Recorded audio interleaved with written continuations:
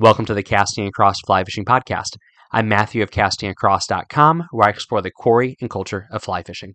This 266th episode of the podcast finds me wading into, or more appropriately, paddling into brand new water.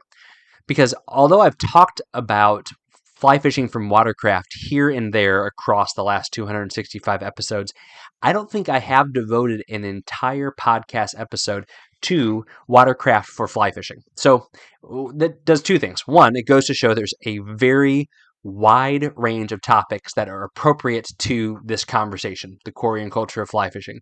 Secondly, it shows that once you kind of open a door down a long hallway, there's lots of different rooms that may branch off of it, because I have to tell you, as I've been thinking about this episode, thinking, this could really be an entire series. You could talk about canoes for a number of podcasts, how to use canoes, how to select a canoe, with the virtue of canoe versus a kayak, or the other way around. There's a lot of things that you could talk about. So I say that to not only introduce the podcast, but introduce the fact that this is going to be an initiatory first step into what may very well be a number of podcasts over the coming months and years regarding watercraft, because they play an integral role in fly fishing, and using them and knowing which one to use when can be helpful. So again, this is meant to be kind of that first step, this launching point into thinking about this. If you've never thought about it before, if you thought about it and you maybe want to hear somebody else's thoughts on it, and if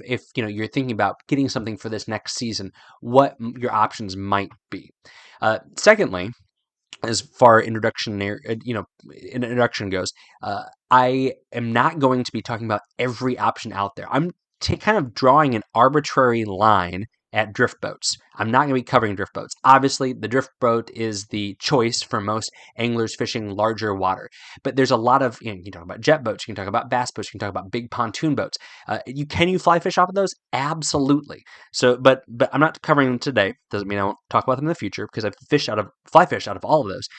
But for today's purposes, I'm talking kind of more of the layman's watercraft. Not to say that a weekend warrior can't own a drift boat. They certainly can. But I'm talking about things that are smaller, probably a little bit more affordable, and a little bit easier to use. So that's where I'm drawing my arbitrary line when it comes to watercraft in today's episode. So we'll start with the smallest. We'll start with the least expensive. We'll start with maybe even the easiest to use, and that is an inner tube. Yeah, you can fly fish out of an inner tube. It could be as simple as that black tire that you would float down the river with. But there's a very good chance that you're going to want something a little bit more substantial than that. And so there's a few different ways you can find these inner tubes. If you've ever been been in a Bass Pro or a Cabela's catalog, you've seen these. And they're either circles, kind of like you hop on the inside. I wouldn't hop, especially if you were wearing fins, right? Or they're horseshoe shaped, and you kind of back into them. And they'll have a bottom, some sort of like almost like a hammock or something like that for you to sit in that supports you, but then your legs can dangle freely. The horseshoe shaped ones usually have some sort of shelf or net or something in front of you, both to serve as a workstation and a stripping basket, as well as they usually have a ruler on them so you can measure your fish. They're really looking out for you and your confidence, right? But why would you use something like this? Well, the primary reason why you would use an inner tube style watercraft is to access places you couldn't access on foot. I mean, they're incredibly convenient. They're very easy to use. You can go to your pond and walk right into the water like you would with waders, but whereas you would have to stop when you got to your chest, you could just keep on going and when you're using an inner tube. So it's as easy as walking in, because the things don't weigh a whole lot. They deflate, they fit in the back of your car, they fit in your trunk, they can fit in the bed of your truck once you pump them up. And I would always recommend finding something motorized or a foot pump, bare minimum. Then you can just walk into the water. Now, here in New England is a prime example of why you'd want something like this. And I'll give you a southerly example also here in a minute, if I can remember. But here in New England, we have a lot of very deep ponds, whether they be kettle ponds down in Massachusetts, these like perfect circles that get very, very deep, or up in the White Mountains, we have very, very steep drop-offs. But we also have giant pine trees and dense underbrush that go right up to the banks of these ponds. So consequently, if you want to fish these drop-offs where trout and other fish are going to be cruising, you're not going to really have a great way to access them because you can't cast from the shore because you have nothing behind you. And even if you take one step into the water, there's a very good chance it's going to be a precipitous drop-off. So having a watercraft like this on a small pond, something that even a small kayak might be overkill, this allows you to get out, get into the middle, and cast into the banks. Or you can basically walk along the banks, and if you need to, then you are just floating out there and making your casts. They are very unobtrusive. It's remarkable how much fish will tolerate when you are floating past them as opposed to when you are walking past them. I don't understand it completely. I'm not sure how a guy in a float tube is much less of a threat than a guy waiting, but apparently that's what it is to fish. So using an inner tube, whether it be the circle or the horseshoe, allows you to get around these small waters and small still waters very easily. And they will allow you some benefits to casting also in the sense that you're a little higher up. Instead of wading super deep, you're kind of up to your waist in the water. They'll have a backrest, which can give you some support. They'll have places for you to set your arms, so when you're stripping a lot, or if you're fishing nymphs or streamers, like I said, stripping, you have a place to rest your elbows. Gives you a little bit of comfort and relaxation. Some storage options, places for your fly box, places for your tools, all that sort of stuff. Now, these are, in my opinion, limited to still water. I'll talk about the next step up and how the next step is kind of where you want to go if you want to go from still water to a current. But although they are easy to maneuver and navigate with the couple of kicks from finned feet in a still water situation, getting into a current is not ideal for an inner tube. You're not going to have the kind of control, and the harder you kick, the more you spin. So although you certainly could go out in a slower river with these things or out into the ocean with them, I wouldn't recommend it. There's definitely better choices. Another option I mentioned, a more southerly option, is I used one of these down south and when things were really, really muddy. It was almost swampy. And we have that up here in the north too. But this allows you to kind of get out in the current, get out into deeper water, and move around that way without having to walk through mud and potentially get really stuck. So it's a great option, a very inexpensive option too. The next step up would be a small pontoon. So I'm not talking about the pontoon boats like you see out on the big reservoirs and lakes, that have a big metal floor, two giant metal pontoons, and kind of a party barge situation. I'm talking about a small pontoon boat. And these basically look like two pontoons with a frame and a small seat. So once again, very small, very convenient, very lightweight, relatively inexpensive. The kind of thing that I had one and I could fit it in the trunk of my Saturn SC1 coupe. So this was a long time ago. This was when I was in college, and my pontoon would, with a full size seat, rod holders, some tackle storage, and two pontoons that were inflatable, would fit in the trunk of my little two-door coupe.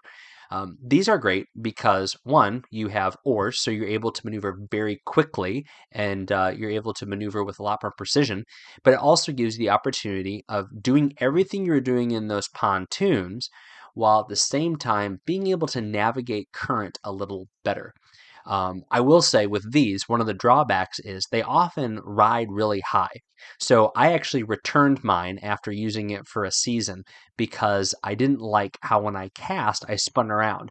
It wasn't only until after I returned it that I realized that had I had just taken some of the air out of those pontoons, I probably would have sat lower in the water and I would have gotten a lot more out of fishing with this pontoon boat. But these are also inexpensive. There's options for these that you can ride lower in the water so that you can use your feet to kick in fins if you want.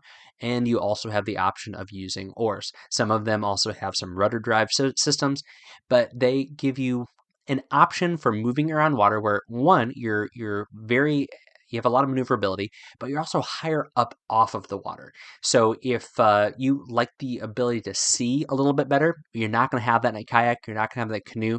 fishing out of a pontoon like this really gets you maybe 16 to 18 inches off of the water in a way that being kind of below the surface of the water in a inner tube wouldn't give you, and being almost level with the surface of the water in a kayak or only a few inches above the surface of the water in a canoe wouldn't give you. So that's one of the benefits of these. They're also easy to get in and out of. You're basically sitting down onto a seat. So if you use it to navigate from one part of the river to the next and you're hopping out of it, then you're really only having to kind of back into it and sit down. So that's an excellent option. So again, I'm talking about these small pontoons. These are maybe 4, 5, 6 feet long at maximum, with a little frame on top of it. Different than the larger rafts, which I'll talk about at the end, because I'm kind of doing this price wise. I'm not throwing prices out there because there's such a wide range with all these products. But inner tube is the easiest, smallest, least expensive, and then these small pontoon boats, the small kind of pontoon style inner tubes are the next. And then, of course, we have kayaks. Now, when it comes to kayaks, you have an absolute infinite number of possibilities. All right, that's a little bit of hyperbole, but there are so many options that are out there. I have really come to love and enjoy both sit on top kayaks and sit inside kayaks. They both have their place. I find that a sit on top kayak, so sometimes they're generalized as ocean kayaks, so totally flat. They don't have a place for you to kind of put your legs down inside of. They have a lot of benefits. One, because they can be easier to get in and out of. They may not be as stable, but you are going to be sitting a little higher on them because you are not under the surface of the water. And also, you're able to kneel on them a little bit easier. You can't do that very well with a sit inside kayak, especially if it is a one-man kayak. So there's a couple of things that I look for when it comes to a kayak. And this is again where we could talk about this for multiple podcasts. And I'm certainly not the kayak or the canoe or the pontoon expert, but I've again owned, fished out of all of these things. You are going to be low to the water, so that is something to consider. If you're used to having a good vantage point, you're going to have to get used to it. I find that fishing in warm water, it's not as big of a deal. When fishing for trout, it is more of a learning curve. So that's kind of the first thing I'd say with that. But you have to pick length. Now, when you talk about the length of a kayak, well, length and width of a kayak, and this is true for canoes also. But the length and width of a kayak offers you all sorts of pros and cons. Of course, the smaller a kayak is, the easier it is to maneuver, both getting up on top of your car and getting off of your car, getting down to the water and getting inside. But similarly, it's going to be very easy to move when you're out on the water. So every time you cast, you're going to move a smaller kayak more. With every paddle stroke, you're going to move that thing from side to side more than if it's a longer kayak or a wider kayak. So that's always the math that you have to do when you're picking a kayak. Now, in an ideal world, you'd have multiple options. And this is my suggestion because this is what I did. I went to a camp. So I have a relationship with a couple camps up here just from work and knowing people. And I went out and I tried a bunch of different styles of kayaks. And I tried fishing out of really long ones. I tried fishing out of really short ones. I tried fishing out of sit on top. I tried fishing out of sitting inside them. And I found what kind of my favorite was. Now, to be fair, different situations call for different things. Kayaks that are very small and very maneuverable and very lightweight are great until you get some wind, and now all of a sudden you're getting spun around. So there's going to be trade-offs, and there's never a perfect kayak, but you can get into a very serviceable kayak that's easy to lift, easy to fish out of, easy to get inside of for short money. And it's going to give you all sorts of options, fishing still water and fishing water with a current. So kayaks are great. They give you just the ability to get from point A to point B in very, very fast time. I would say the fastest, and again, this is because of how much water it takes on, where it sits, its shape. It's going to be the fastest option of all the boats on this list. Even though you only have one paddle and you're going side to side, it's going to move very quickly through the water. So if you have to go distances and then hop out and fish, a kayak might be a really good option. Going to give you all sorts of storage options that you have. And again, there's even kind of fishing kayaks, not kind of fishing kayaks, they are fishing kayaks, that give you the option of like a pedal drive with a rudder that you can control all with your feet so your hands are free.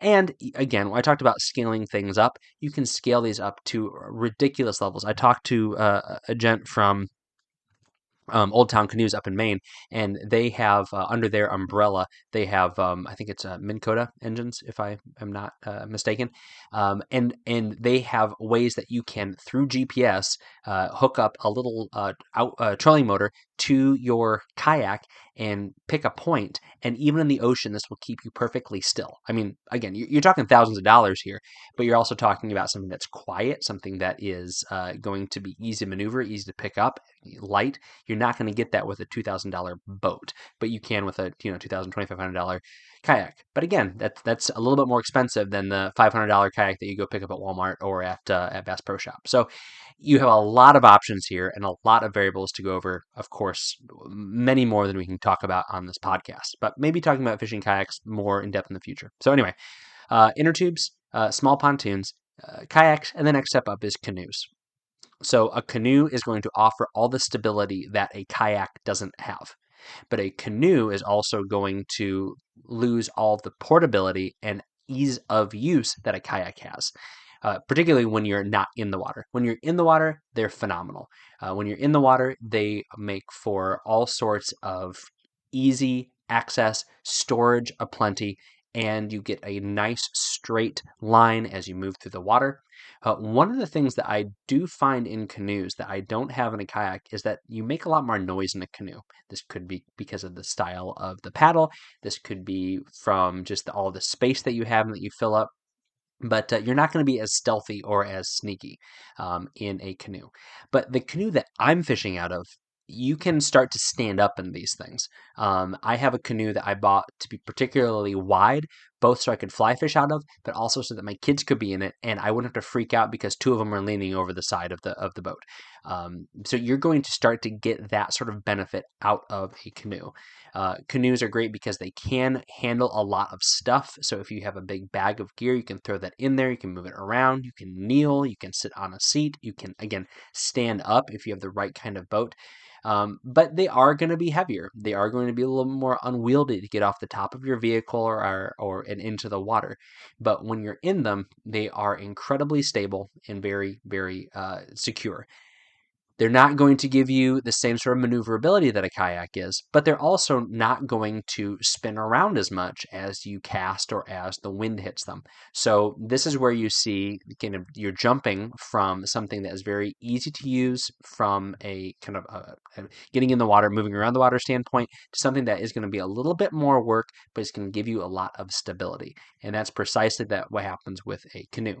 Other benefits that you can have with canoes, my particular model that I have, it has oar locks in it. So although I more often than not am fishing and paddling using just a traditional paddle, I can also lock two paddles in and use them as oars and effectively have a very, very Harbor Freight version of a drift boat in my canoe. And this is great for fishing in current, for moving side to side in river, for kind of hanging into a spot or backing up into a bank if I want to fish a spot in a way that using just a traditional paddle in the canoe wouldn't allow me to do. So canoes, excellent option, very classic. Again, you have the same dynamics you do with kayaks as far as length and width and the benefits and the pros and cons that you have with those also. The last thing I really want to touch on, again, there's a couple things we could talk about. We talk about john boats. We could talk about some other kind of recreational watercraft like paddle boards, things like that. But the last one I want to touch on today that really fits into this kind of direct line from the inner tube up to this kind of boat is the inflatable raft. So the inflatable rafts have taken the world by storm, the fly fishing world by storm, which I guess is kind of like a small, fluffy hail or something like that. They are great because they give you the benefits of that big boat without the cost, without the trailer, without the ability to know how to drive a trailer, and without the weight. And so these inflatable rafts, they come in a variety of shapes and sizes. Some don't have bottoms, some have rigid bottoms, but what they allow you to do is they allow you to be up off of the water. They give you the oar option, maybe even a 2 or 3 man option. and they can break down and fit inside of a vehicle or go up on the top of a hatchback or even a large car or like a station wagon. They're going to cost more money than everything on this list, with the exception of a really, rigged up and accessoried out kayak or canoe. But they're going to give you the option of floating big water with some, I'm not going to say that you can necessarily navigate really legitimate whitewater right off the bat, but they're going to allow you to take some kind of water on some bigger trout rivers and bigger bass rivers that you wouldn't be able to take with a canoe or with a kayak, at least doing it safely. It also gives you the option of being able to, again, sit in the current, go side to side in the river. It allows one person to really control that boat while somebody else fishes. It gives you the option of carrying that cooler and that tent and all the gear, multiple rods that you need. It is going to come with a price tag, but it's not going to be nearly as much as the big boat, the trailer, and the truck that's able to pull it, and the skill set that's required to pull that vehicle and back it into the water and all that sort of stuff. And they're getting to the point these days where they are almost bulletproof. You think, oh man, I don't want to spend thousands of dollars on what's effectively a rubber raft. Well, they're that, but they're made with some incredibly high quality components and materials, and you're able to customize them. Most of the brands that I'm familiar with, talking to the guys that run these companies, they're really happy to work with you to create something that fits how you fish and where you fish. If you fish wide, slow rivers, you fish narrow, fast rivers, if you fish still water, they'll be able to put something together for you. And again, a lot of the times you break these things down and they fit in the back of a minivan, certainly in the bed of a pickup truck, or you can just have the thing together and on the back of a trailer. A lot of versatility with a price tag, but it's the kind of price tag where if you want to fish but you don't want to invest in a drift boat, it's a great option. I know a lot of East Coast guys really have embraced these because of the diversity of the water that they fish out here, but it's definitely a great option. Actually, sat on one the other day when I was talking to somebody in their shop. So this is, again, a cursory introduction. If one of these things, one of these styles of watercraft interested you, and you want more information from me, because like I said, owned, fished out of virtually all of these, would love to give you some input on my thoughts more particularly. If you're looking about specific brand recommendations, happy to share that as well. Matthew at castingacross.com. You can reach out to me that way.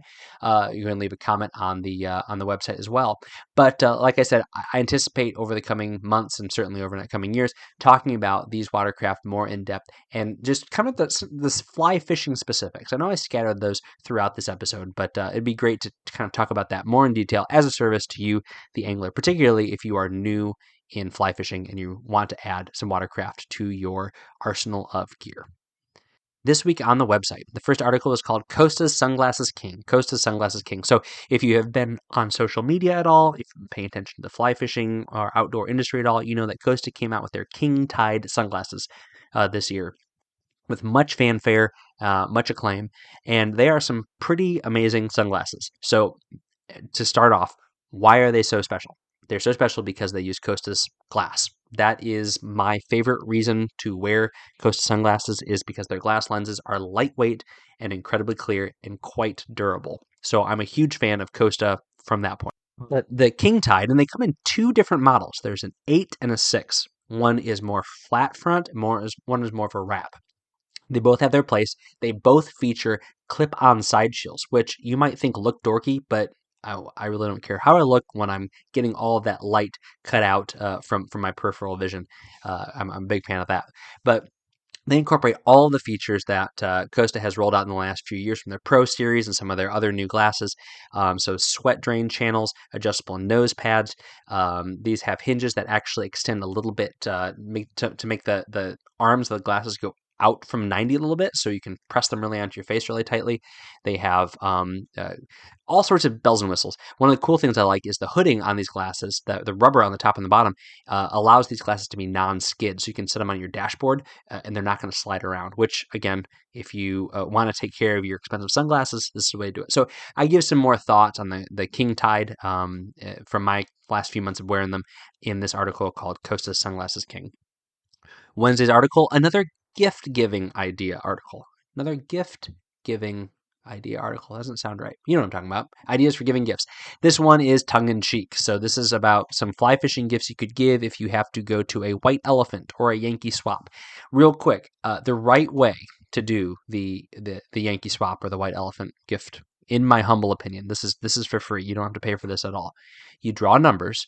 Number 1 goes, they get to pick a gift from the pile. Number 2 goes, what they get to do is they either take the gift that number 1 took or they pick a gift from the pile. When someone goes to the pile, they don't get to touch the present. When they touch it, it is theirs. So say there's 10 people. The 10th person up, they either get to pick that last present in the pile or they get to pick one thing from everybody else. When something gets stolen from somebody, they can now take something from somebody else or to go back to the pile, and it continues and such. The same gift may not go back and forth in the same round. I'm have very strong convictions about how to play this game. So that's the right way to play it. Maybe your family does it the wrong way. That's fine. I'm not out here to police that. I'm just out here to give the best opinions. So 8 fly fishing gift swap ideas. Things that you could bring to your Trout Unlimited banquet, you could bring to your fly tying night, things like that. This week's recommendation on the podcast, following up on my humor article, is a legitimate example of humor, and it is the book 3 Men in a Boat by Jerome K. Jerome. This was written in 1889, but if you like British humor, this will absolutely be up your alley. It is incredibly witty. And again, if you are a fan of literature, then this is no surprise to you. You are familiar with Jerome's work, but 3 Men in a Boat it's not a fishing book, but it is a boating book, it kind of in a derivative sense, and talking about being on the water. And in fact, there's one passage in, I believe, 8th or the 9th chapter that talks about someone hassling the boaters about being on a private stretch of water. And this could be the kind of thing that would appear in fly fishing writing today, and it would have you in stitches because of how accurate it is. But this is often ranked as one of the funniest books ever written, or one of the best examples of comedy literature. But it is a relatively brief read. You can read it in snips, and you're not gonna miss on the storyline. Just very, very funny, and I would say an angler, an outdoorsman would absolutely appreciate some of the aspects of Jerome K. Jerome's 3 Men in a Boat. So if you want to be reminded of what this book is and who wrote it, you can go check out the show notes for this podcast on its page at castingacross.com. Thanks for listening to the Casting Across Fly Fishing Podcast. Please subscribe in your favorite podcast app and rate the podcast on iTunes. Then head over to castingacross.com for 3 posts a week on the people, places, and things that go into the pursuit of fish.